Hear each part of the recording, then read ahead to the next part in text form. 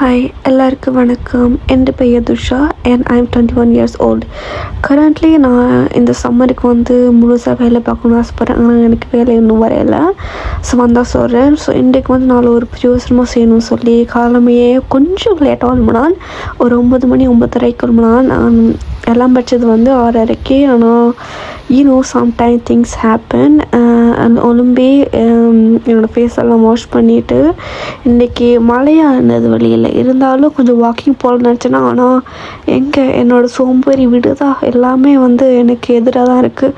So at least இன்னும் ரூமையாவது clean பண்ணலான்னு சொல்லிட்டு ரூமை கொஞ்சம் கேண்டில்லாம் வச்சுட்டு அப்படியே என்னோடய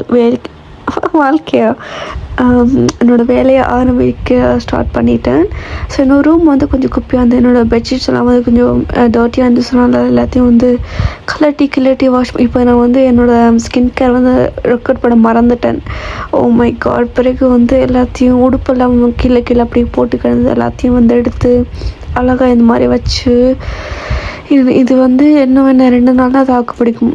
2 நாள் பிறகு எல்லா உடுப்பும் வந்து அப்படியே தரையில் வந்து விழுந்துடும். ஸோ எப்பயாவது க்ளீன் பண்ணணும்னா எப்பயாவது தான் க்ளீன் பண்ணணும். ஏன்னா வந்து என்னால் தினமும் வந்து என்னால் க்ளீன் பண்ண ஓ மை காட் எனக்கே வந்து கதைக்க முடியலை.